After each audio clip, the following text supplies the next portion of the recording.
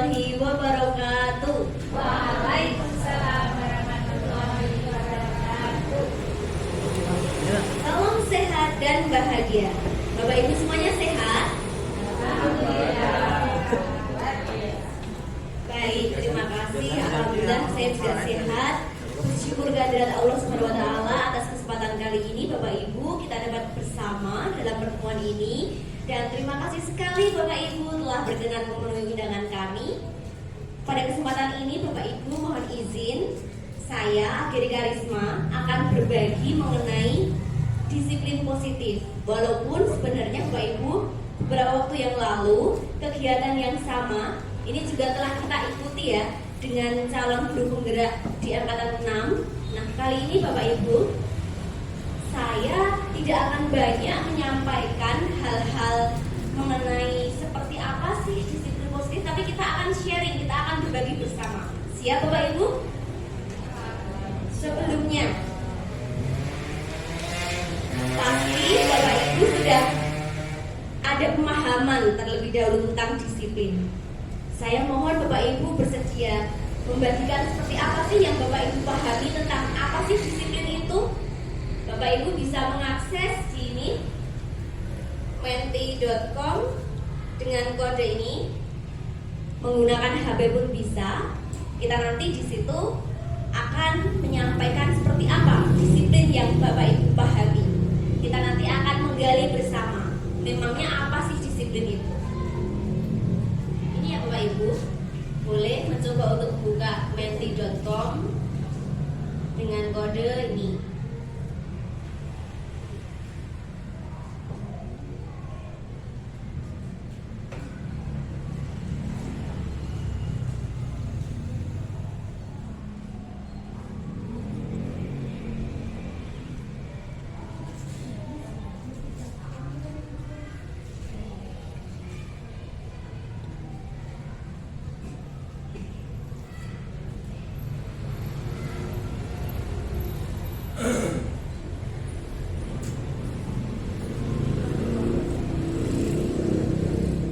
Ada yang sudah berhasil mengakses?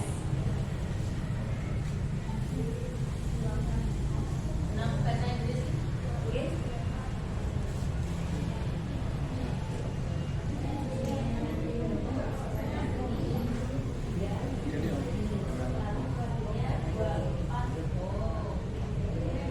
Menti.com dulu, kemudian nanti memasukkan kode 2.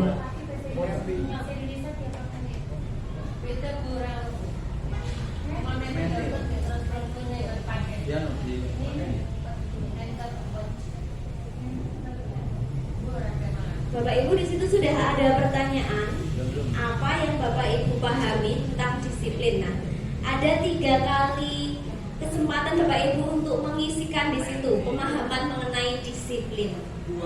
Disilahkan Bapak Ibu mengetikkan kata apapun yang Bapak Ibu pahami tentang disiplin.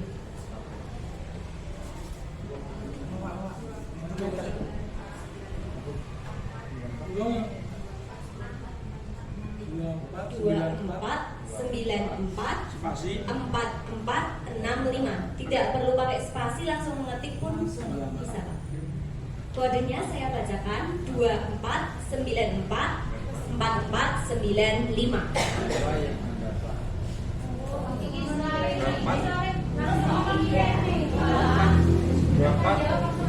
Bukan berspasi toh, Bu. 465 atau 95?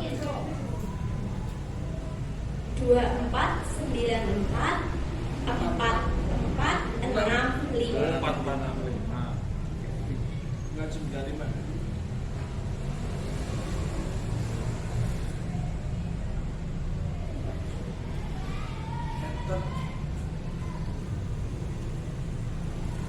Ya, sudah ada 3 jawaban. Submit.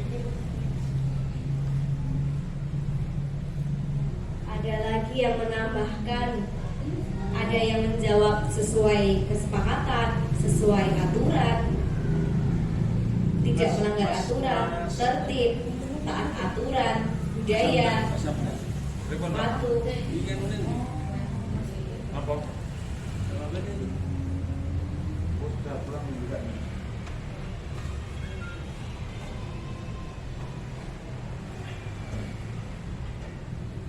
1 menit lagi ya Bapak Ibu. Yang belum mengentri jawaban masih ada kesempatan untuk menambahkan jawabannya.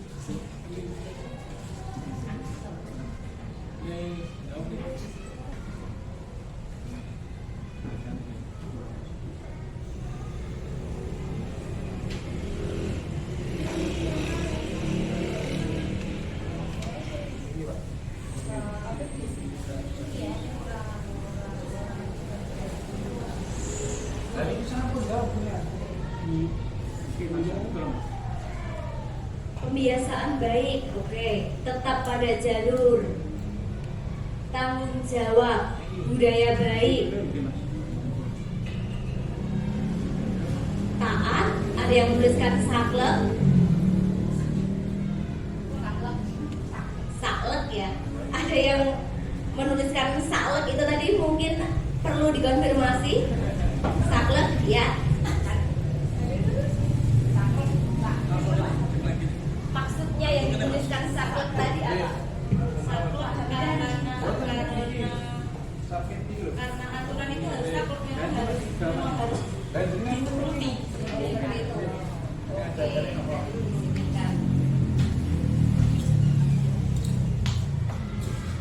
Saklek tadi berdasar jawaban dari pengisi adalah disiplinnya yang harus memenuhi aturan seperti itu ya. Berarti ke arah disiplin yang kaku seperti itu.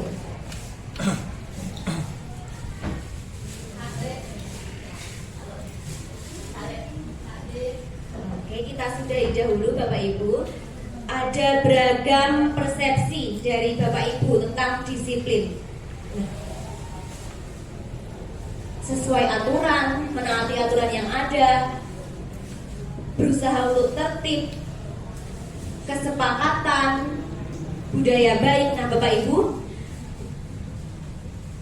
mohon izin kami akan sampaikan mengenai disiplin yang akan kita pelajari bersama. Sebenarnya disiplin positif, disiplin yang akan kita kenali, yang akan kita pelajari di sini adalah bagaimana kita berdisiplin, mengontrol diri kita, mengajak anak-anak, mengondisikan anak-anak untuk mengontrol dirinya dalam mencapai suatu tujuan berdasar nilai-nilai kebajikan atau nilai-nilai kebaikan yang diyakini. Jadi di sini disiplin yang kita punyai tidak kita artikan sebagai disiplin itu adalah kaku yang sifatnya menghukum.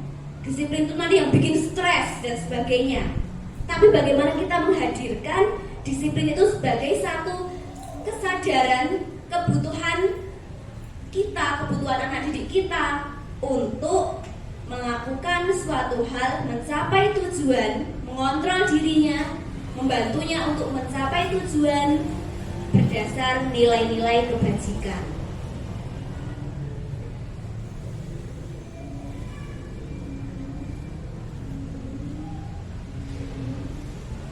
Disiplin di sini kami mengambil dari pendapat Dian Goosen. Dian Goosen itu salah satu pakar mengenai disiplin, mengenai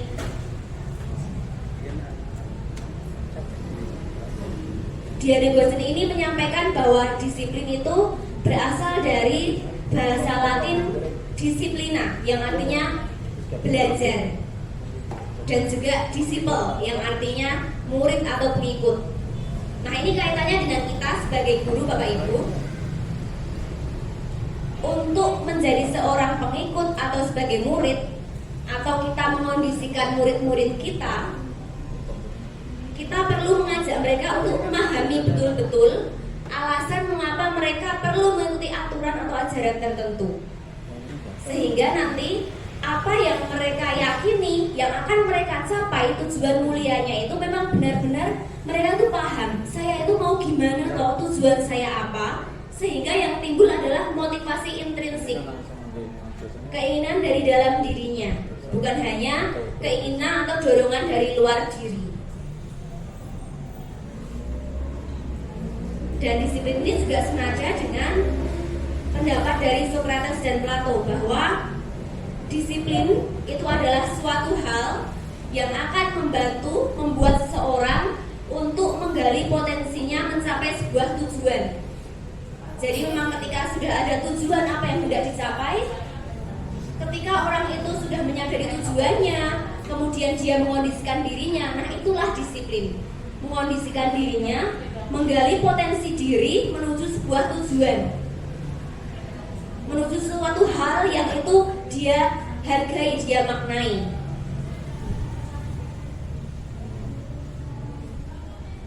Disiplin diri juga diartikan bahwa sebagai hal untuk mempelajari bagaimana cara kita mengontrol diri dan bagaimana kita menguasai diri kita untuk memilih tindakan yang mengacu pada nilai-nilai yang kita hargai, nilai-nilai kebajikan. Jadi memang ada tujuan mulia yang sudah dicapai, ada kita mengontrol diri berdasar nilai-nilai kebajikan yang diyakini. Menurut Ki Hajar Dewantoro, disiplin sendiri itu berkaitan dengan pernyataannya ini.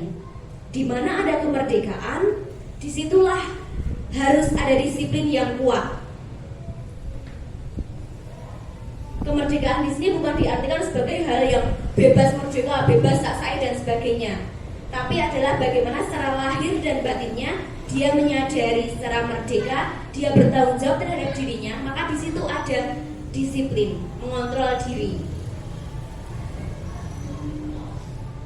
Disiplin itu, self disiplin itu kita sendiri yang mewajibkan kita dengan sekeras-kerasnya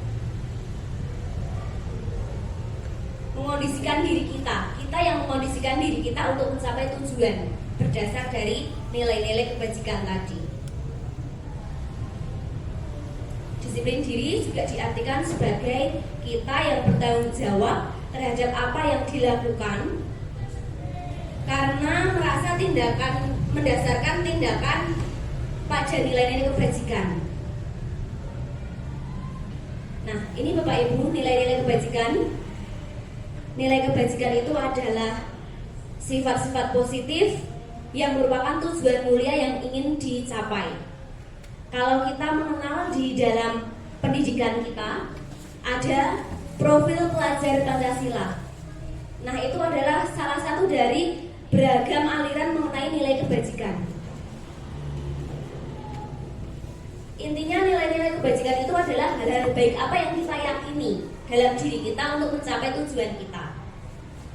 Bisa kita artikan sebagai karakter yang baik, bisa yang akan menuntun diri kita untuk melakukan tindakan apa. Nilai kebajikan yang akan kita yakini, mohon izin ini kami kaitkan dengan profil pelajar Pancasila karena itu adalah salah satu tujuan dari pendidikan di Indonesia. Ada 6 nilai kebajikan: berkebinekaan global, beriman dan bertakwa pada Tuhan Yang Maha Esa dan berakhlak mulia, mandiri, bergotong royong, bernalar kritis, dan kreatif. Ini adalah satu yang mendasari, kemudian nanti bisa sebagai produk akhir dari ini bisa kita rumuskan nilai kebajikan di SD Negeri Wonosari 1. Kalau mungkin nilai-nilai kebajikan ini terlalu umum, kita nanti bisa sepakati nilai kebajikan apa yang akan kita usung, yang akan kita pegang teguh di SD Negeri Wonosari 1.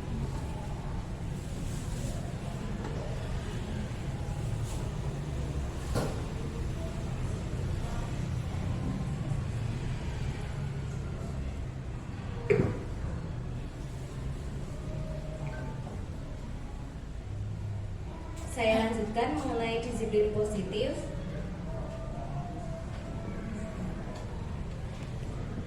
Disiplin positif tadi kaitannya dengan bagaimana kita mengontrol diri kita untuk mencapai suatu tujuan.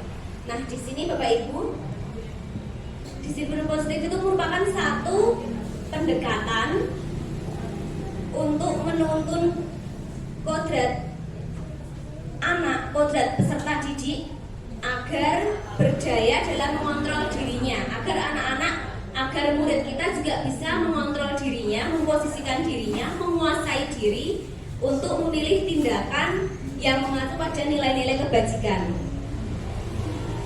Bapak Ibu, mungkin kita sudah ada yang familiar dengan nilai-nilai kebajikan. Di tiap kelas diantaranya nilai-nilai kebajikan itu banyak yang sudah ditelurkan dalam satu tulisan kesepakatan kelas. Nah, ya, di kelas ini sudah ada kesepakatan kelas. Di kelas 1 juga sudah terbentuk kesepakatan kelas. Di kelas 2 juga sudah. Di kelas 3 sudah juga. Kelas 4 Pak Bas dan Pak Bas sudah. Kelas 5 juga sudah. Kelas 6 juga sudah ada kesepakatan kelas. Nah, Bapak Ibu, saya mengingat ketika kita kegiatan pertama diseminasi disiplin positif dengan Putri ini dahulu, bahwa ada satu pertanyaan yang mungkin nanti kita perlu sepakati. Ketika di SD Wonosari 1 itu kesepakatan kelas antar kelas bisa saja berbeda maupun ada yang bertentangan. Nah, Bapak Ibu, mohon izin kami nanti akan mengajak di sini Bapak Ibu kita duduk bersama untuk menyepakati, menyesuaikan kesepakatan kelas nanti untuk kita susun menjadi satu atau berapa nilai kebajikan di SD Negeri Wonosari 1 yang akan mendasari. Seperti itu ya Pak Ibu. Nilai kebajikan yang akan mendasari di SD Negeri Wonosari 1. Sehingga nanti walaupun perumusan antar kelasnya berbeda-beda, tetapi tetap tujuan. Secara prinsip, secara itu nilai kebajikannya sama. Tujuan yang akan kita capai nanti sama.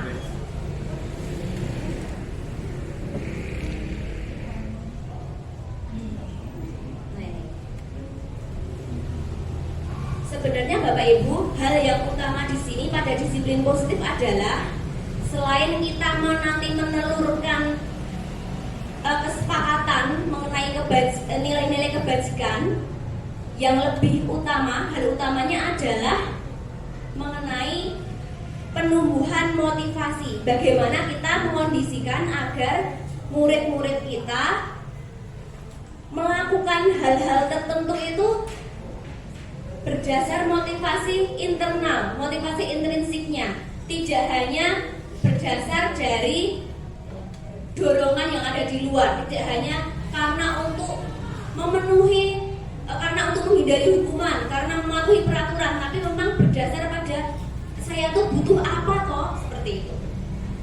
Kira-kira Bapak Ibu bisa atau tidak untuk membantu murid-murid itu tumbuhnya motivasi internal, bukan karena peraturannya seperti ini, aturannya nggak boleh bermain ketika dijelaskan dan sebagainya, tapi lebih pada kebutuhan anak. Saya akan mengikuti belajar di kelas dengan tertib agar saya bisa mendapatkan ilmu dengan baik. Bisa tidak Bapak Ibu seperti itu? Bisa ya. Nanti kita telurkan di sini bagaimana toh cara kita nanti di SD Wonosari 1 berlandaskan nilai-nilai kebajikan tadi untuk membantu murid-murid tumbuhnya motivasi intrinsik. Ya. Oke, ya, tidak hanya motivasi murid sebenarnya, motivasi Bapak Ibu guru juga. Bahwa ini adalah satu keperluan kita, satu tanggung jawab kita untuk memfasilitasi murid-murid. Seperti itu ya Bapak Ibu. Ini Bapak Ibu, berdasar teori itu sebenarnya kecenderungan anak untuk melakukan hal-hal tertentu, tidak hanya anak, kecenderungan orang-orang, bahkan itu orang dewasa untuk melakukan kegiatan, untuk mendisiplinkan dirinya itu sebenarnya ada 3 secara umum. Yang pertama, untuk menghindari ketidaknyamanan atau hukuman. Bisa jadi anak didik kita itu mereka melakukan suatu hal karena berdasar aku cuma mau menghindari biar tidak dihukum. Ada tidak ya kira-kira yang seperti itu? Ada ya. Kemudian yang kedua, ada juga motivasi untuk mendapatkan imbalan. Aku akan datang ke sekolah rajin tepat waktu, datang ke sekolah biar dapat bintang prestasi kedisiplinan. Kira-kira ada tidak yang seperti itu? Ada juga. Yang ketiga nih, yang tingkatan tertingginya, untuk menjadi diri mereka yang mereka inginkan, menjadi orang yang mereka inginkan berdasar nilai-nilai yang sudah diyakini. Mungkin ada sebagian yang nomor 3. Nah, ini PR kita bersama. Bagaimana kita mengajak murid-murid kita untuk ke arah yang ketiga, bahwa saya itu belajar dengan baik bukan karena pengen dapat prestasi saja, tapi memang kebutuhan saya. Seperti itu.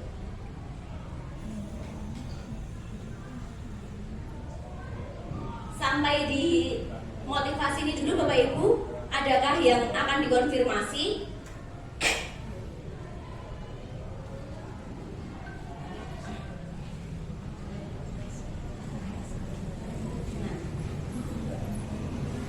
Ada beberapa cara sekolah-sekolah itu yang cara yang ditempuh untuk membuat suasana disiplin di sekolah. Di antaranya dengan memberikan hukuman dan penghargaan. Hukuman dan penghargaan di sini memang merupakan salah satu cara untuk mengontrol perilaku murid. Tapi dalam jangka waktu tertentu, hukuman dan penghargaan itu tidak akan memberikan dampak yang positif secara permanen. Apakah Bapak Ibu setuju dengan pernyataan ini? Dalam jangka waktu tertentu, baik hukuman maupun penghargaan akan memberikan dampak ketergantungan, bukan secara permanen akan mendisiplinkan, tapi hanya ketergantungan. Bukan secara merdeka anak-anak itu disiplin, tapi hanya ketergantungan saja. Dan bisa jadi pada waktu-waktu tertentu, hukuman dan penghargaan akan bisa menutup motivasi intrinsik. Jadi anak itu nanti bisa jadi jika terlalu lama diberikan hukuman dan penghargaan, tidak akan tumbuh motivasi intrinsiknya. Adakah yang setuju? Adakah yang tidak setuju? Ya, mungkin saya perlu jawaban dari Bapak Ibu perwakilan. Adakah yang akan menanggapi pernyataan ini, Bapak Ibu?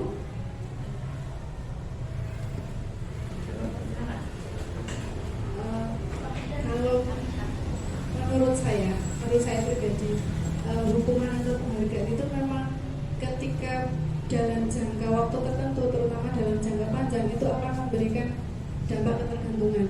Jadi ketika kita memberikan penghargaan, bisa berupa barang, terutama barang, itu lama-lama anak yang kita bicarakan anak itu nanti akan, saya melakukan ini karena saya mendapat sesuatu.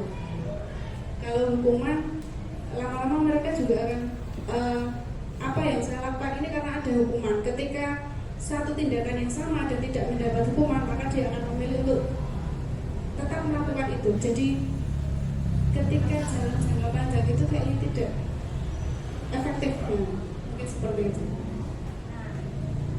Oke. Mungkin ada yang lain yang akan menyampaikan pendapatnya. Apakah setuju juga dengan pendapat Bu Ani?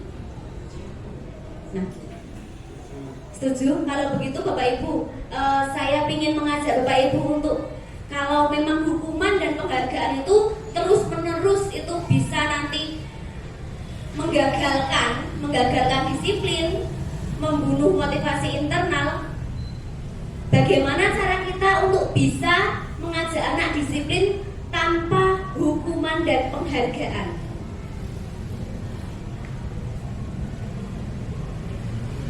Ini PR kita bersama. Bagaimana kita mengajak anak didik kita untuk disiplin tanpa kita juga tergantung pada hukuman dan penghargaan. Karena memang tadi ketika hukuman dan penghargaan terus-terusan, hukuman dan penghargaan itu akan membunuh motivasi intrinsik. Nanti bisa kita rumuskan seperti apa nih visi di SD Wonosari 1, caranya di SD Wonosari 1 untuk mengajak anak disiplin tanpa tergantung pada hukuman dan penghargaan. Monggo Ibu ya. Ya, terima kasih. Terkait hukuman dan penghargaan dalam jangka panjang akan berdampak pada tidak menjadi habituasi bagi anak-anak. Maka bagaimana caranya untuk menimbulkan motivasi itu tidak dengan penghargaan maupun hukuman. Nah, ini menurut saya lama akan bisa terbentuk. Kalau ini instan, secara dalam waktu dekat bisa dilihat, bisa diukur juga kalau dengan penghargaan. Tapi kalau ini menjadi habituasi seperti yang dikatakan Bu Ani, ya cuma sampai di situ karena motivasi penghargaannya lebih kuat dibanding itu akan menjadi karakter anak-anak. Nah, kalau saya ini lebih kepada keteladanan. Keteladanan itu akan membekas, namun memang prosesnya lama. Jadi kalau tadi ditanya bagaimana untuk itu menghindari apa itu? Bukan menghindari, ya ketergantungan dari hukuman dan penghargaan. Menurut saya kita lewat keteladanan. Nah, siapa yang bisa menjadi teladan? Siapa saja bisa menjadi teladan, termasuk murid, guru maupun tenaga pendidikan. Begitu Bu Andi. Terima kasih Ibu atas tanggapannya. Nah, Bapak Ibu memang untuk menghindari adanya ketergantungan pada hukuman dan penghargaan dalam bentuk pembiasaan nilai-nilai positif, disiplin positif, kita memang perlu ada kolaborasi semua pihak melalui keteladanan, baik itu keteladanan guru maupun keteladanan dari murid dan pihak yang lain. Nah, sebenarnya Bapak Ibu, arah dari kegiatan ini nanti, bagaimana cara kita menghindari hukuman dan penghargaan adalah dengan penerapan segitiga restitusi. Bapak Ibu masih ingat segitiga restitusi? Ya, segitiga restitusi.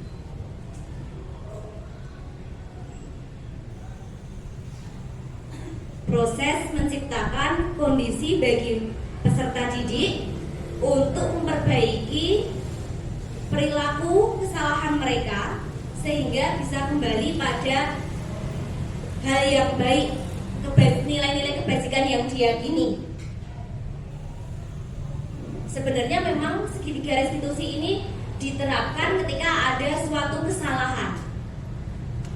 Tapi ini memang salah satu teknik untuk mengajak anak disiplin positif di sini. Ada 3 langkah dalam segitiga restitusi, yaitu menstabilkan identitas, memvalidasi tindakan, dan menanyakan keyakinan.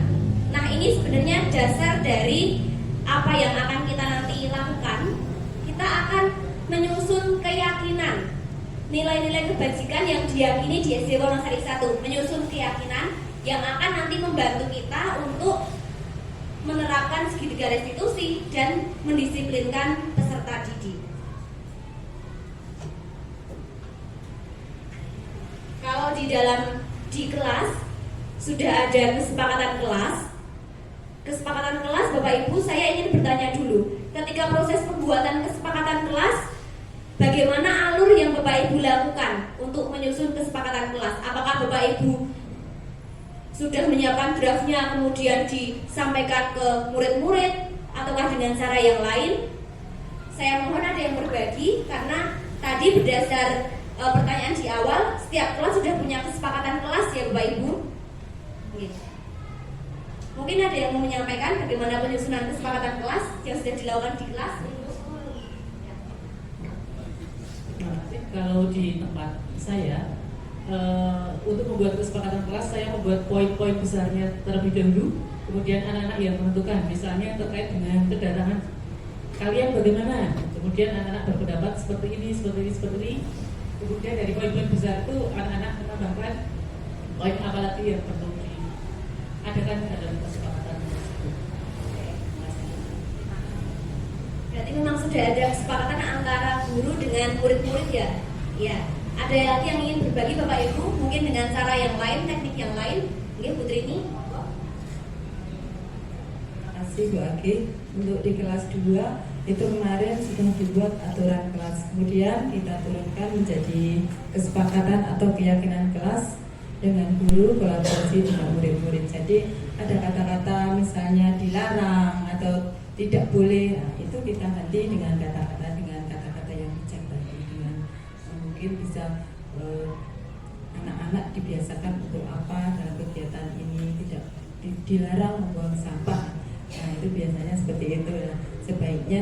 Sebaiknya membuang sampah pada tempatnya. Jadi kata-kata tidak boleh atau dilarang itu kita hilangkan dalam kesepakatan kelas kita. Terima kasih. Terima kasih Bu Rini. Berarti dengan memperbaiki masukan dari murid-murid yang tadinya ada kata yang negatif dilarang, tidak boleh kita arahkan ke dalam kata-kata yang nadanya positif. Oke. Ya, Bapak Ibu, ada banyak cara untuk menyusun kesepakatan kelas. Dalam hal ini nanti kita perlu ada satu perubahan, yaitu kita ke arah keyakinan kelas. Mengapa kok kita perlu mengubahnya menjadi keyakinan kelas? Bapak Ibu kalau Bapak Ibu sudah yakin suatu hal, Bapak Ibu akan memperjuangkan atau tidak? Akan melakukan atau tidak kalau sudah yakin?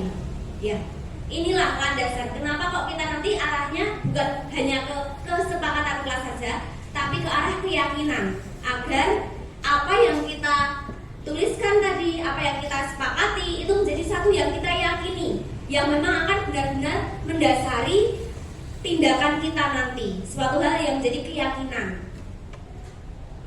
Keyakinan kelas ini memang bisa dibuat dari curah pendapat dengan murid-murid, seperti Bu Rini tadi menyampaikan kepada murid apa sih yang perlu kita lakukan agar kita bisa belajar dengan baik, lalu nanti kita rangkum itu jadi keyakinan kelas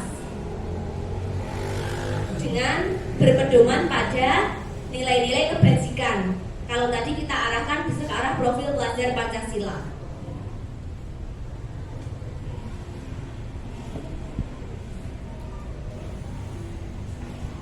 Sebenarnya Bapak Ibu, ketika nanti kita sudah meyakini keyakinan nilai-nilai yang baik tadi untuk kita sebagai landasan dalam mengontrol diri, itu nanti secara tidak langsung kita akan bisa memenuhi kebutuhan dasar murid-murid.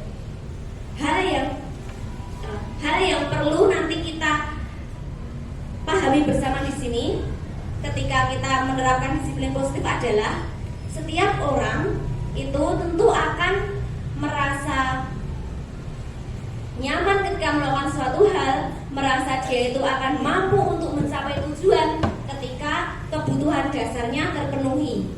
Ada banyak sekali kebutuhan dasar, diantaranya kebutuhan untuk bertahan hidup, kebutuhan akan kasih sayang dan rasa memiliki, kebutuhan akan kebebasan, kesenangan, penguasaan.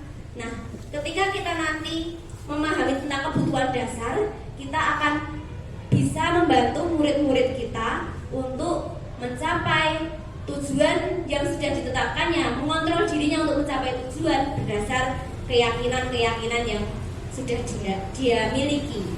Nah, tadi Bu Bina ada bertanya, okay? Terima kasih Bu Aki. Sekedar sebelum sampai ke ini tadi, saya sempat berdiskusi dengan teman dekat saya. Pada beberapa waktu yang lalu itu ada tamu studi banding yang hadir di sekolah kita, itu menanyakan tentang perbedaan antara kesepakatan kelas dengan keyakinan kelas. Karena ternyata beliau menemukan ada kelas yang mencantumkan tentang kesepakatan kelas sendiri dan keyakinan kelas itu sendiri. Nah, mohon kami diberikan wawasan yang lebih tentang itu jikalau memang ada perbedaannya. Terima kasih. Terima kasih. Pemahaman saya, Bina, mengenai kesepakatan kelas dan keyakinan kelas. Kesepakatan kelas itu bentuknya seperti hal-hal apa yang kita sepakati, semacam ke arah aturan yang akan menentukan, walaupun itu disepakati bersama. Misal, kita dengan sampaikan pertanyaan, bagaimana cara kita untuk bisa membuat kelas kita nyaman dalam belajar selama 1 semester ini. Kemudian murid-murid menuliskan berangkat sekolah tepat waktu, mengenakan seragam sesuai jadwal, melaksanakan piket. Kemudian nanti kalau nanti misal ada teman kalian yang tidak melaksanakan piket, konsekuensi apa? Nah, biasanya kesepakatan kelas itu ada satu hal yang disepakati untuk dipatuhi dan ada konsekuensi yang dilakukan jika hal itu tidak terpenuhi. Sementara kalau keyakinan kelas di sini adalah lebih ke arah nilai-nilai kebajikan yang diyakini untuk menumbuhkan motivasi. Jadi kalau nilai kebajikan tadi kita ada bergotong royong, nah itu nilai kebajikan itu bisa kita lebih operasionalkan di dalam keyakinan kelas kita. Seperti itu, Bu. Bedanya kalau di kesepakatan kelas itu memang ada kaitannya ke arah aturan dan konsekuensi sebenarnya. Kemudian yang di keyakinan kelas itu lebih berdasar pada nilai-nilai kebajikan yang diyakini. Seperti itu, Pak.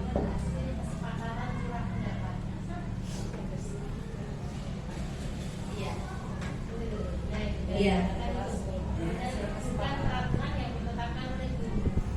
Bukan peraturan, tapi memang ada perumusannya ke arah ini,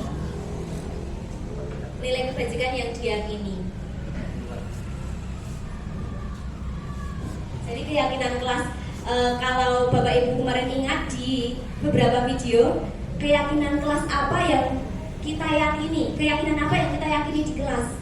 Saya akan belajar dengan tertib. Nah, seperti itu, Bu. Kalimatnya lebih ke arah hal-hal yang positif yang membangun. Iya, nilai yang diyakini. Saya akan berpakaian dengan rapi.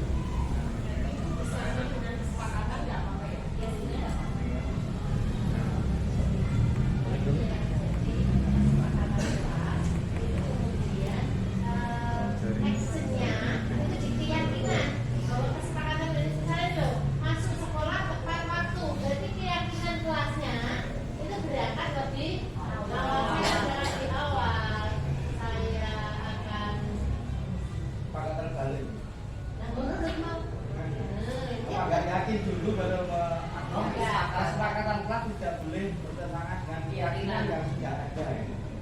Kan tadi buat kesepakatan terbentuk keyakinan. Tapi saya kemarin keyakinan dulu terus terbentuk di mindsetnya anak, baru di keyakinan kelas di sini arahnya ke arah nilai kebajikan tadi. Jadi hal-hal positif, misal tadi saya mencontohkan keyakinan kelas apa yang kita yakini. Saya perlu belajar dengan tertib agar bisa mendapatkan ilmu yang benar-benar, agar bisa menerapkan ilmu benar-benar dengan benar-benar, seperti itu, Pak.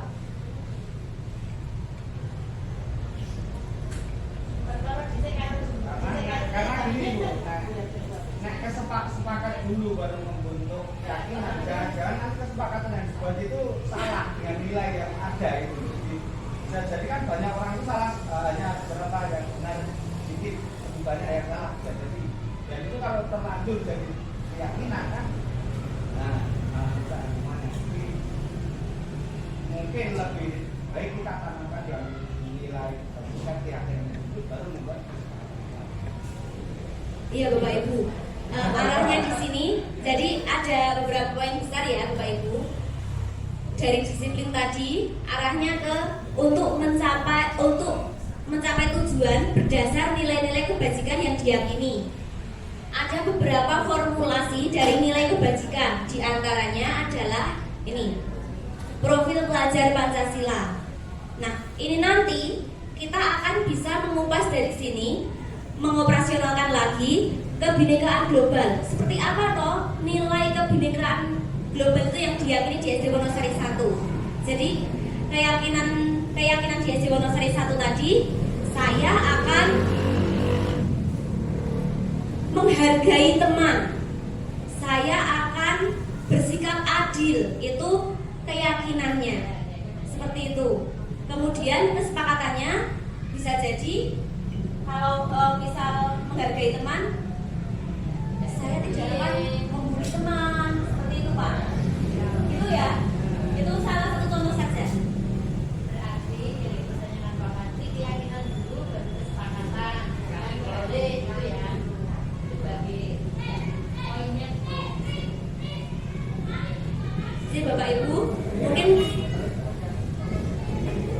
kita bisa lanjut ke arah bagaimana kita merumuskan keyakinan JSD Wonosari 1 dulu ya, untuk nanti kita menyesuaikan kesepakatan kelas kita, menyesuaikan keyakinan kelas kita dengan keyakinan yang diyakini JSD Wonosari 1 ya.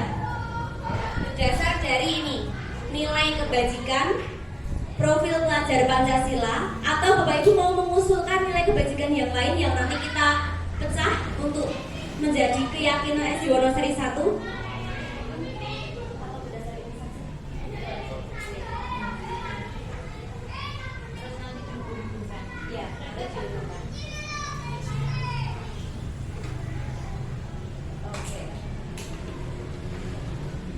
Perlukah kita bentuk beberapa kelompok, misal kelompok 1 mengenai kebinekaan global nanti mengusulkan keyakinan JSD Wonosari 1 apa yang berkaitan dengan kebinekaan global, kemudian bergotong royong, nilai kebajikan apa yang diyakini terkait dengan bergotong royong. Mungkin seperti itu kita bisa lebih banyak pendapat ya nanti ya Bapak Ibu, daripada kalau hanya satu bersama. Oke, 10 menit bisa ya Bapak Ibu. Ya. Ada 6 nilai kebajikan. Disilakan Bapak Ibu untuk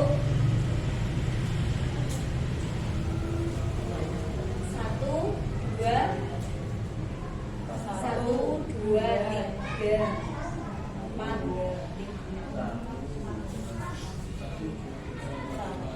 Kelompok 1, kelompok bapak-bapak. Ya.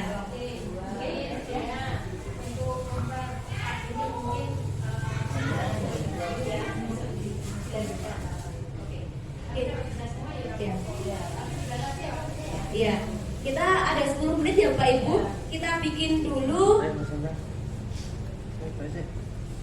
kelompok, 1, 2, 3, 4. Kelompok 1 Pak Hamdan, Pak Sidik, Pak Giono, Pak Basuki. Untuk nilai mana Pak? Silahkan. Kelompok 2 ya berlima. Mandiri. Oke. Kelompok 3 Mandiri ya. kelompok 2 bergotong royong, Bu Trini, Bu Sugi, Bu Ani. Kelompok 3 Bu Yani dan tim berlima. Silahkan memilih.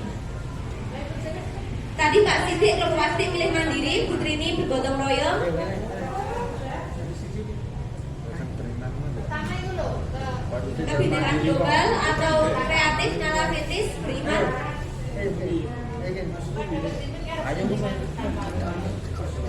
Kelompok 4 ya, kelompok 4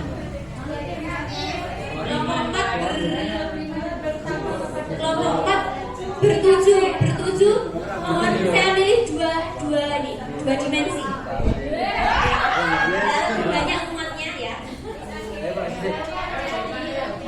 Kreatif, oke, kelompok Bu Yani kreatif. Kebinekaan global dan nalar kritis. Oke, kelompok 4 kebinekaan global dan nalar kritis. Waktu 10 menit. Sekarang 14.22. Kebinekaan global sama beriman. Oke, disilakan waktu 10 menit Bapak Ibu dimulai dari sekarang 14.32 kita akan sampaikan. Mengusulkan keyakinan SD Negeri Wonosari 1.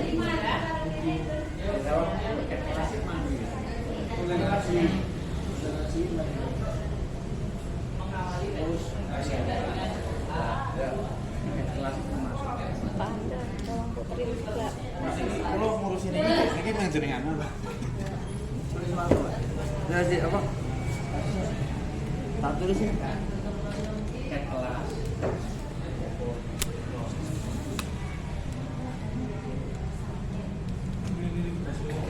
Itu tanggung jawab, keadilan, kejujuran, rasa bersyukur,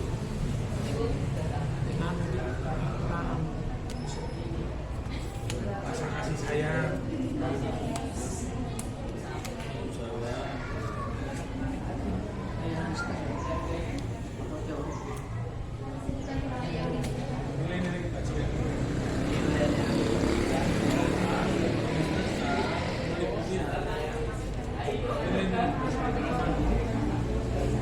diri percaya diri mandiri,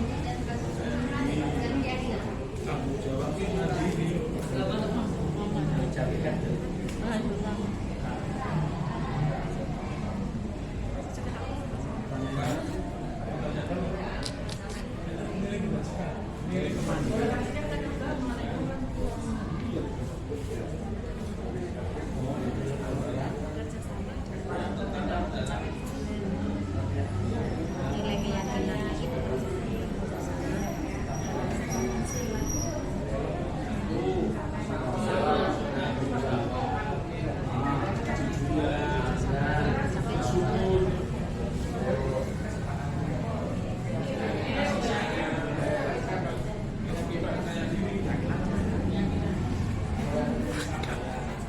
Toleransi.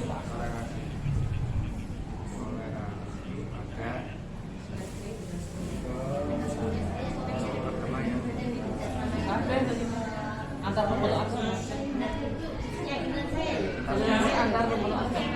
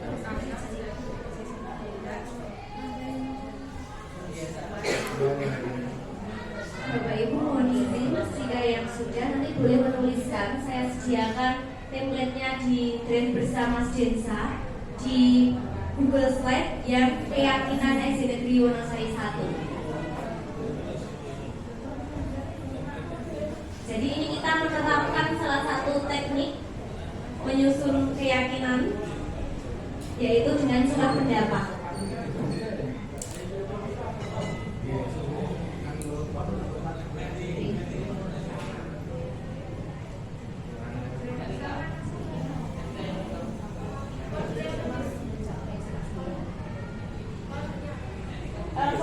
Di luar, di Densa, terus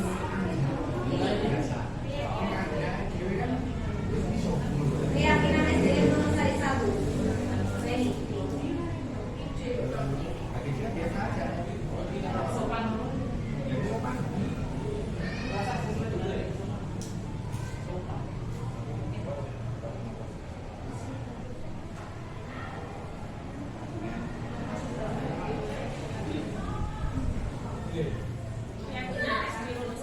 Iya.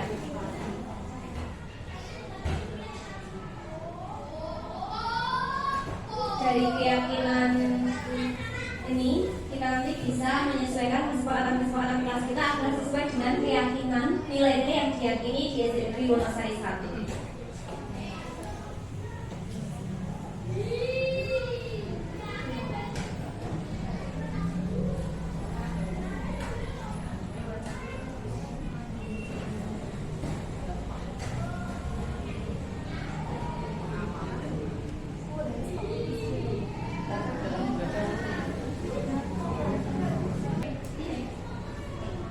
Kita tampilkan hasil surat pendapat mengenai keyakinan di SD Negeri Wonosari 1 yang nanti akan kita gunakan untuk melandasi keyakinan kelas kita.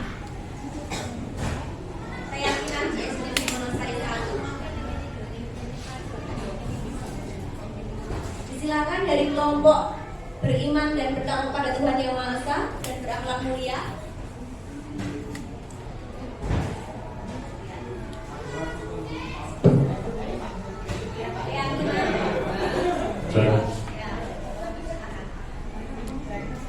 Terima kasih.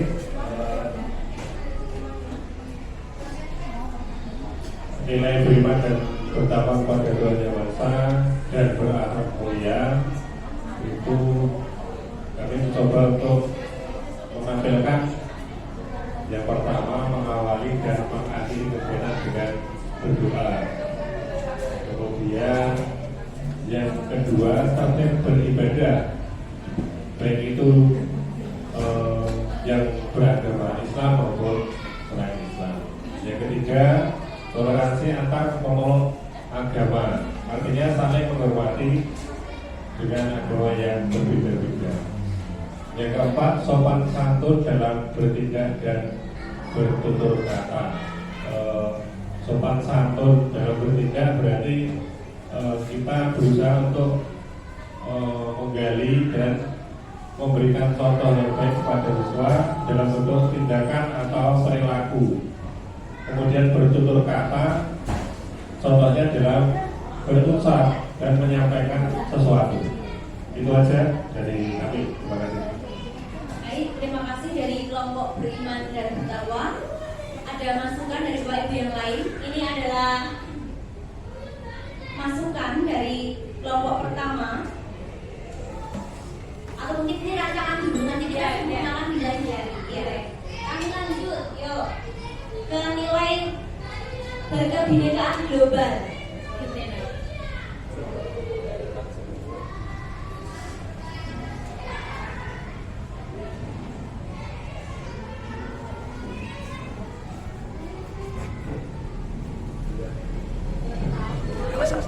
Untuk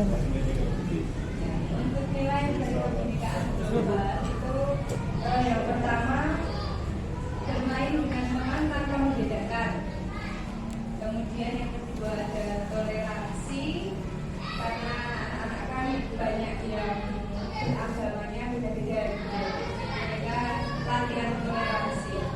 Kemudian bersikap adil, sopan terhadap sesama, kemudian menghargai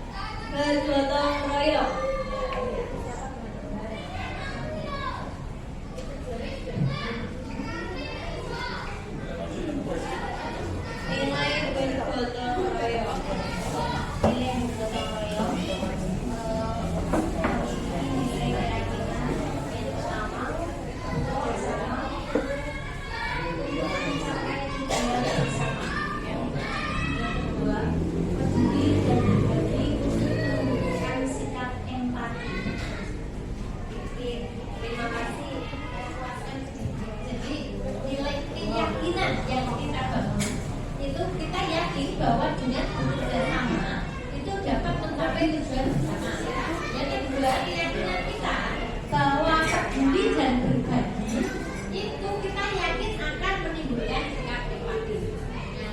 Ya, masih ini apakah keyakinan yang seperti ini? Kemudian yang kesepakatan kelas seperti apa? Kalau dari yang kelompok yang lain tadi saya pengambilan, jadi yang mana yang antara keyakinan dan kesepakatan?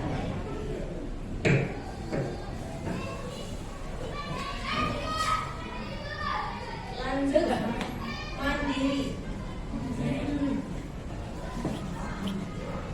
Baik, dari kelompok kami di Mandiri ini mengajikan yang tentang sikap mandiri adalah tanggung jawab, keadilan, kejujuran, rasa kasih sayang, bersyukur kepada Tuhan, percaya diri, dan penuh kesabaran. Jadi siapa itu menjadi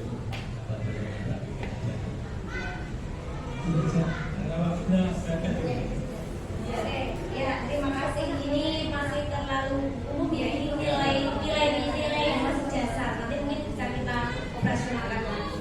Silakan berikutnya nilai kreatif. Ya, terima kasih atas waktunya. Dari kelompok kami untuk nilai kreatif ini yang pertama adalah menghasilkan karya. Itu bebas berkarya ya, dapat menghasilkan karya. Yang kedua, berani mengungkapkan idenya tanpa ada sudah tidak ada malu-malu lagi dan tidak ada tekanan, berani mengungkapkan ide. Yang ketiga adalah mengembangkan potensi dirinya. Anak-anak bisa mengembangkan potensi diri. Yang keempat, bisa menempatkan diri atau fleksibel. Yang kelima, mampu memanfaatkan barang di sekitar sebagai sumber belajar. Yang terakhir yaitu menghasilkan inovasi atau penemuan. Terima kasih. Terima kasih Bapak Ibu. Ini tadi kita dalam waktu yang singkat merancang, nanti perlu kita bahas bersama lagi sebagai keyakinan yang diyakini di SD Wonosari 1. Perlu kita garis bawahi Bapak Ibu, keyakinan di SD Wonosari 1, keyakinan tadi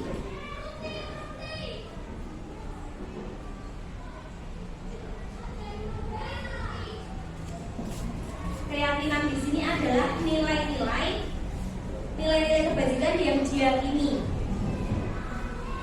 Berarti nanti kalau saya pribadi saya cenderung ke arah perumusannya nanti nilai apa yang diyakini, nilai untuk bekerja sama, nilai apa yang diyakini, nilai untuk peduli dan berbagi, nilai apa yang diyakini, nilai untuk adil, bersikap adil. Nilai apa yang diyakini, nilai menghargai sesama. Seperti itu Bapak Ibu. Ini nanti bisa kita lanjutkan bahasanya bersama. Nah sebelumnya Bapak Ibu, produknya nanti dari nilai yang diyakini di SD Wonosari 1, kita akan terapkan nanti ketika kita mendampingi murid-murid kita,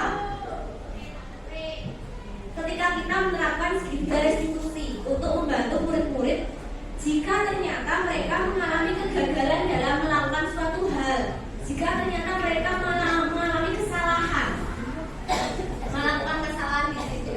Ini Bapak Ibu saya tayangkan praktik yang dilakukan di kelas kami.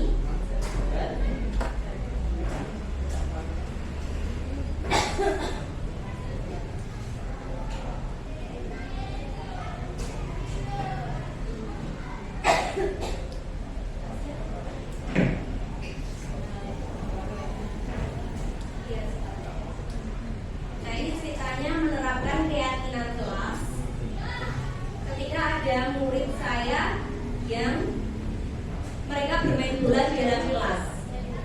Jadi kita tidak serta-merta menghakimi murid itu keliru bermain di dalam kelas, tapi kita lebih ke arah menanyakan keyakinan, nilai kebajikan yang diyakini.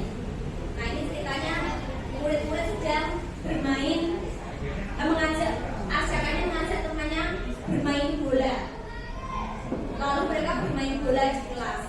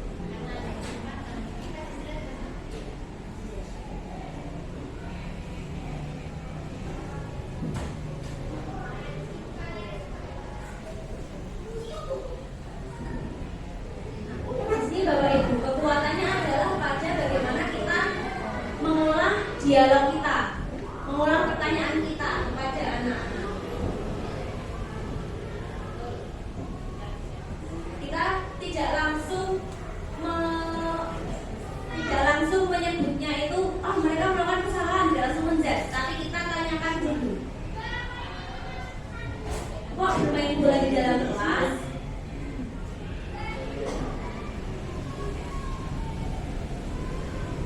Kemudian pada murid yang melakukan bermain bola dalam kelas tadi,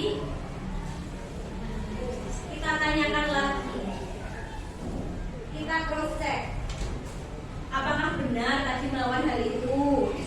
Iya. Kapan? Kita tanyakan detailnya. Gunanya apa di sini? Untuk kita mengetahui sebenarnya dia butuh apa sih? Kebutuhan dasarnya apa? Kemudian baru kita ingatkan, apakah perbuatannya tadi itu sesuai tidak dengan keyakinan kelas. Coba diingat-ingat keyakinan kelas apa ya?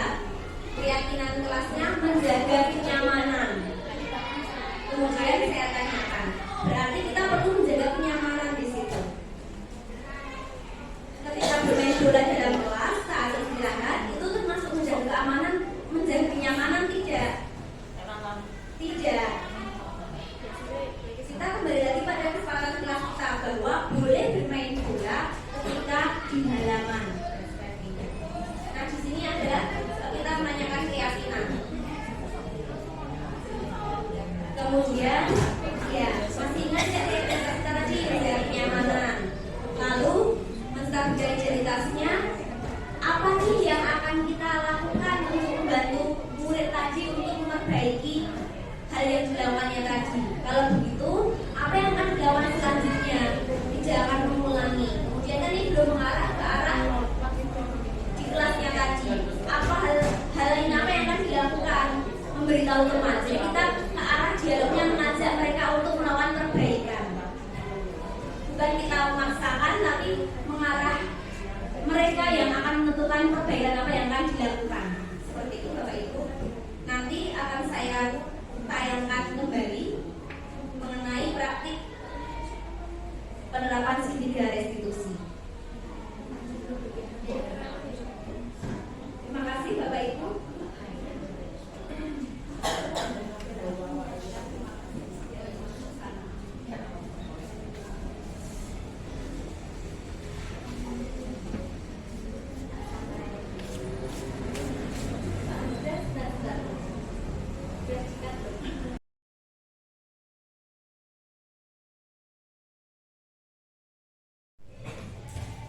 Halo, selamat pagi anak-anak hebat kelas 4 ABC.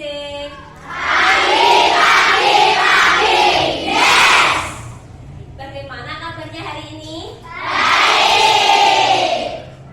Teman-teman, terima kasih hari ini sudah datang ke sekolah. Kegiatan hari ini salah satunya Bu Ade akan mengajak teman-teman untuk membentuk keyakinan kelas. Teman-teman sudah tahu belum apa itu keyakinan kelas? Ada yang sudah tahu? Ya, apa itu keyakinan kelas? Kesepakatan. Ya, mirip-mirip kesepakatan. Bu Age boleh sampaikan informasi dulu? Teman-teman, untuk melakukan suatu hal dalam hidup kita perlu memperhatikan norma-norma, nilai-nilai yang baik. Apakah teman-teman mengetahui apa saja norma atau nilai yang baik? Boleh tunjuk jari menyampaikan siapa yang tahu? Ya. Norma agama, norma kesusilaan, norma kesopanan, dan norma hukum. Oke, terima kasih. Ada norma agama, norma kesusilaan, norma kesopanan, dan norma hukum. Nah, norma-norma tadi sebagai panduan kita untuk menjalani kehidupan. Tujuannya agar apa? Ada yang tahu tujuannya? Agar apa yang terjadi kalau kita melakukan suatu hal sesuai dengan norma-norma? Akan bagaimana? Akan bagaimana? Tercipta kerukunan. Untuk kita dan teman-teman bisa ikut. Tapi untuk dirimu sendiri, apa yang akan kamu dapatkan jika kamu mematuhi atau bertingkah laku sesuai dengan norma? Ada yang tahu? Oke. Ketika kamu berbicara dengan sopan, ketika kamu tertib melakukan ibadah, ketika kamu berbicara dengan sopan, baik, kemudian datang tepat waktu, itu adalah perilaku yang sesuai norma, ya bukan? Manfaatnya apa yang akan kamu dapatkan untuk dirimu sendiri? Selain kamu merasa nanti dengan teman hubungannya jadi baik, jadi rukun, untuk dirimu sendiri, apa yang akan kamu dapatkan? Ya? Hidup akan menjadi lebih tenang. Hidup akan jadi lebih tenang, oke. Kalau kamu sopan, jika teman-teman bersikap sopan, jika teman-teman tertib beribadah, hidup akan lebih tenang. Benar tidak? Benar. Nah, itu kalian yakin tidak kalau kalian bisa melakukan hal dengan sopan, dengan baik, hidupmu akan tenang? Yakin tidak? Yakin. Teman-teman, jika kita sudah yakin pada nilai-nilai, sifat-sifat yang baik yang akan menuntun langkah kita, setiap kita nanti beraktivitas, itu kita akan ingat. Misal habis olahraga kan haus ya rasanya, capek ya. Kemudian teman-teman tergesa-gesa mengambil air minum, sambil berdiri lalu teglek seperti itu. Apakah itu teman-teman sudah melakukan hal sesuai dengan nilai-nilai yang baik? Apa kurangnya? Karena apa? Kurangnya apa? Yang belum baik apa di situ? Kurang sopan minum sambil berdiri. Berbeda kalau teman-teman sudah yakin, kita sudah yakin, kita pasti bisa melakukan nilai-nilai kebaikan. Kita bisa sopan, maka habis olahraga walaupun capek, haus, dahaga, lelah, ambil minum, ketika mau minum, dulu baru minum. Nah itu. Apakah teman-teman bisa melakukan hal-hal yang baik? Bisa. Oke. Saya ingin mengajak teman-teman hari ini untuk mendata, menuliskan. Kita akan milih hal baik apa ya yang akan kita lakukan, yang akan kita yakini. Hal-hal yang baik apa yang akan kita lakukan di kelas, di sekolah, di kehidupan kita. Apa yang kamu yakini itu bisa membuatmu menjadi orang yang lebih baik? Apa yang kamu yakini itu bisa membuat hidupmu lebih tenang? Contoh, menjaga kesopanan. Menjaga kesopanan. Ada contoh yang lainnya? Ada yang bisa menyebutkan contoh yang lainnya? Hal baik apa yang itu nanti akan membuatmu menjadi orang yang baik? Kamu yakin bisa melakukannya sehingga nanti kamu jadi anak yang baik. Hidupmu jadi lebih tenang karena melakukan kebaikan. Selain menjaga kesopanan, ada yang lain? Misal di dalam kelas, ada yang memberikan contoh? Ya?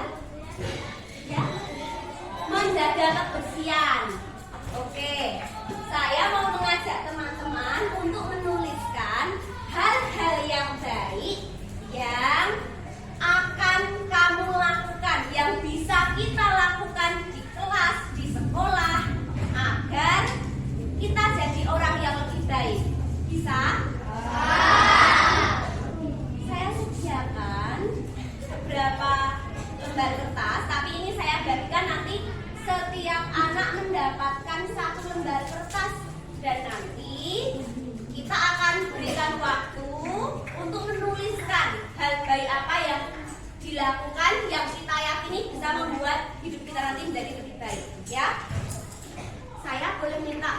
Istilahnya satu perempuan dari kelas 4A, satu perempuan 4B, satu perempuan 4C, dan juga yang laki-laki juga satu orang per kelas boleh untuk membagikan kertas ini kepada teman-temannya. Saya boleh minta bantuannya? Ya, ayo.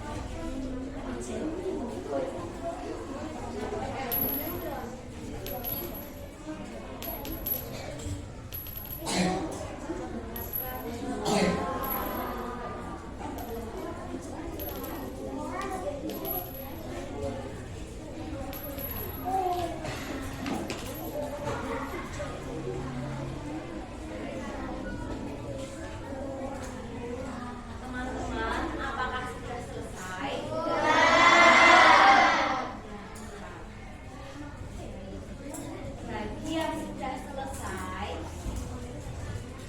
Ya, dapat.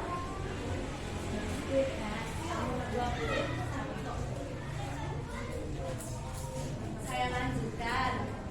Bagi yang sudah selesai, silahkan nanti bergantian untuk menempelkan di tempat yang tersedia sesuai dengan kelasnya. Jika ada 2 orang yang sudah di sini, maka nunggu dulu ya, bergiliran ya, bergantian ya. Kalau kita melakukan hal yang bergiliran, bergantian, berarti teman-teman apakah sudah melakukan hal yang baik? Budaya apa itu? Antri, tertib. Oke, sip. Silahkan. Dia tidak akan menunjuk siapa-siapa untuk segera menempel. Silahkan teman-teman memposisikan dirimu bergantian. Jika sudah ada yang terdepan, duduk dulu, gitu ya. Kalau sudah selesai nempel, nanti kembali duduk dulu. Tidak perlu absen, yang sudah siap nempel kemudian. Gitu ya, bisa. Silahkan dengan tertib.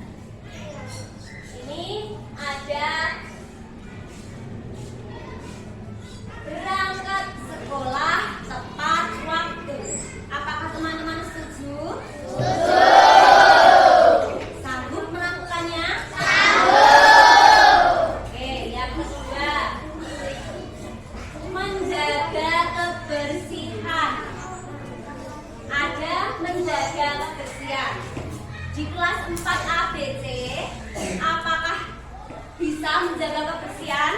Bisa. Menjaga kesopanan. Menjaga kesopanan di sini tidak hanya dalam hal berbicara, tetapi juga berpakaian dan bertindak atau melakukan suatu hal. Menjaga kesopanan. Teman-teman sanggup melakukannya? Sanggup. Yakin bisa melakukannya? Yakin. Jika teman-teman bisa menjaga kesopanan, teman-teman pasti akan bisa hidup dengan tenang. Saya tunggu dulu sampai semua ya. Saya lanjutkan. Membantu orang yang membutuhkan. Membantu orang yang membutuhkan. Artinya kita peduli kepada sesama, kepada temanmu, kepada gurumu. Apakah bisa membantu sesama? Bisa. Sanggup melakukannya? Sanggup.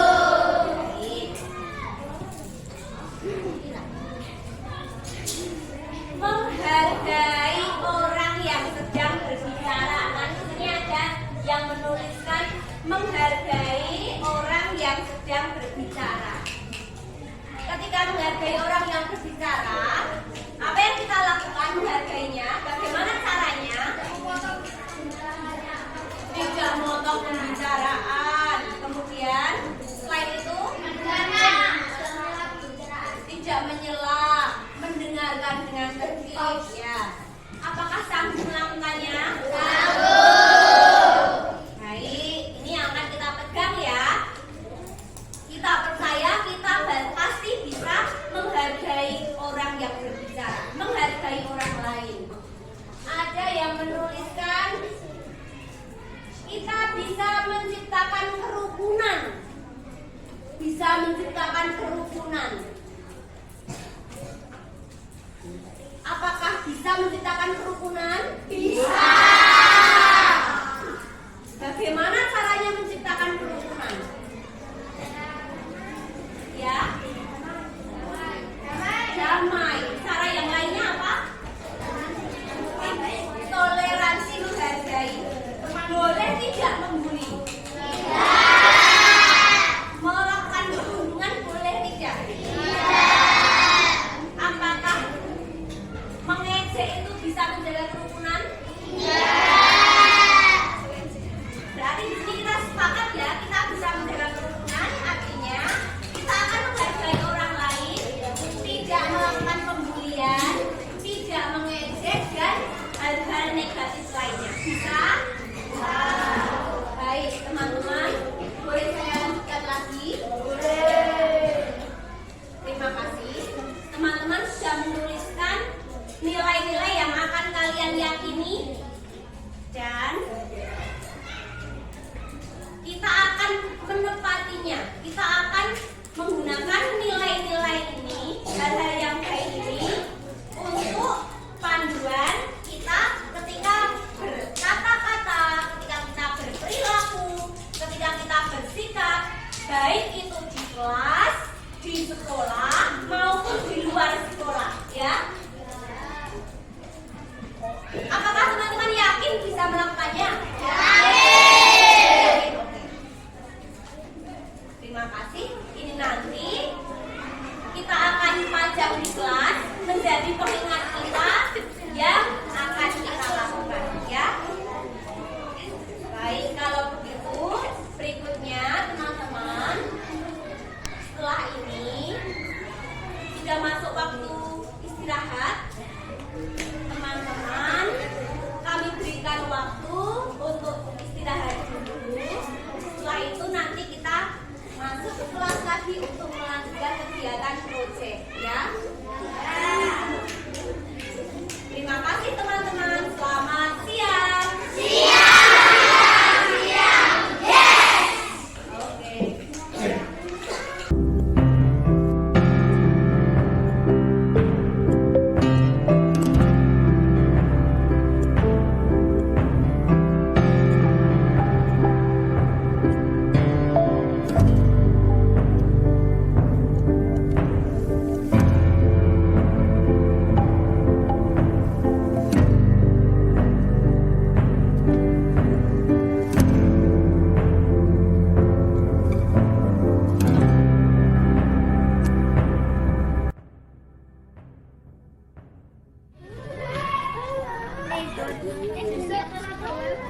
Teman-teman, ayo bermain bola.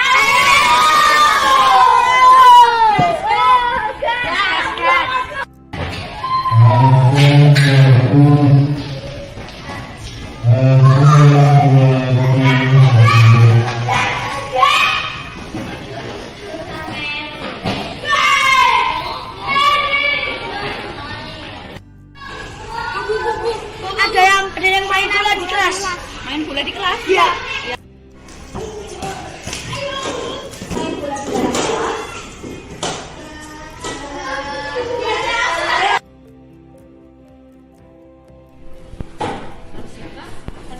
Arsyaka dan teman-teman main bola di kelas. Iya. Kapan itu? Tadi pas jam istirahat. Tadi pas istirahat. Iya. Coba ingat-ingat lagi keyakinan kelas kita apa ya? Menjaga kenyamanan. Menjaga kenyamanan. Berarti kita perlu menjaga kenyamanan agar teman-teman bisa belajar dengan kondusif di kelas. Ketika kita bermain bola di kelas waktu istirahat, apakah bermain bola itu menjaga kenyamanan? Tidak. Oke, kita kembali lagi ke dalam kesepakatan kelas kita tadi. Ada kesepakatan bahwa boleh bermain bola ketika di halaman. Kalau seperti itu, apa yang akan dilakukan Arsyaka selanjutnya? Tidak mengulangi bermain bola di kelas. Tidak mengulangi bermain bola di kelas. Oke. Selanjutnya, apa yang akan Arsyaka lakukan kepada teman-teman? Saya akan menyampaikan kepada teman-teman bahwa bermain bola di dalam kelas tidak sesuai dengan aturan di kelas. Oke, tidak sesuai dengan kesepakatan kelas. Kemudian, karena tadi kalian sudah bermain di kelas, tentu tempat duduk yang ada di kelas tadi banyak yang bergeser. Apa yang akan dilakukan selanjutnya? Mengajak teman-teman membantu membereskan kelas. Oke, baik.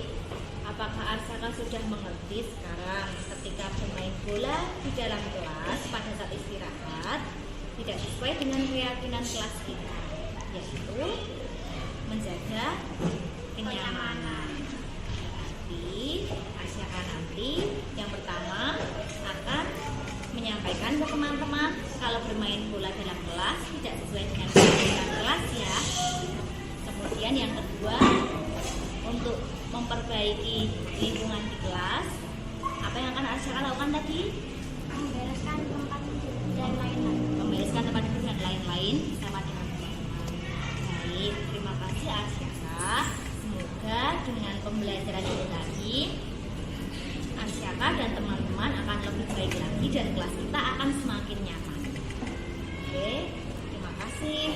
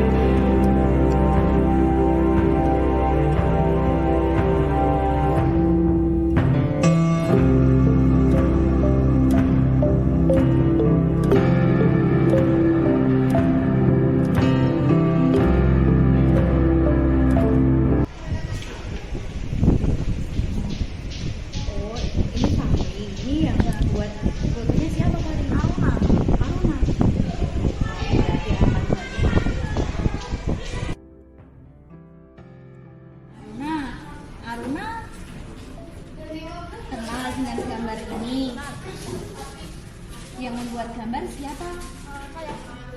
Aruna membuat gambar ini.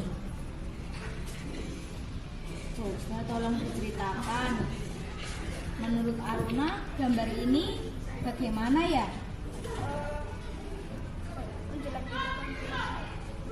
menjelek-jelekan teman. Mengapa Aruna membuat gambar ini? Ya, buat lucu-lucuan.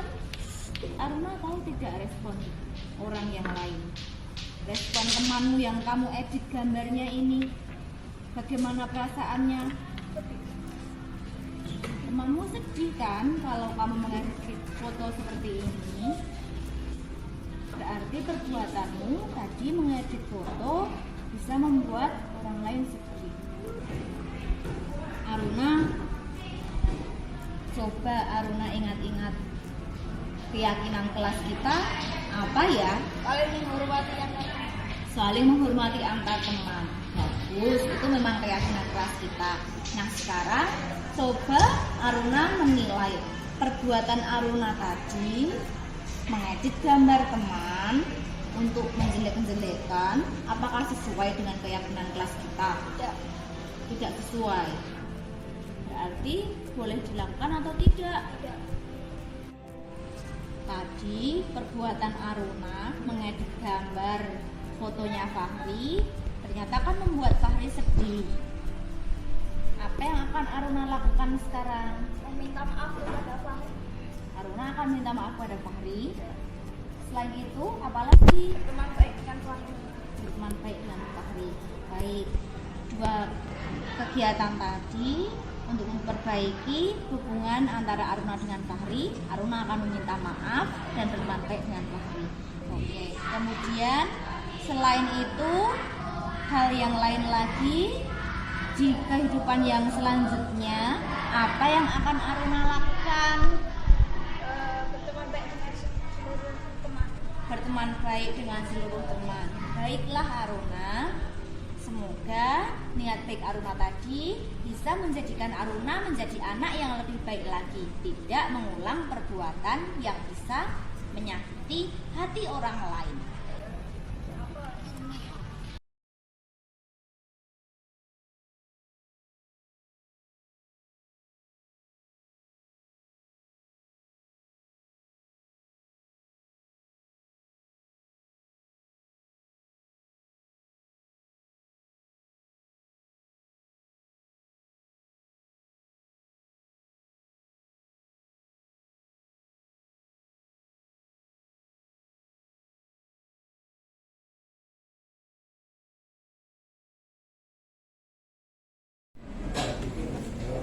Bapak Ibu yang saya hormati, terima kasih atas kesempatan yang diberikan kali ini. Terima kasih atas partisipasi Bapak Ibu.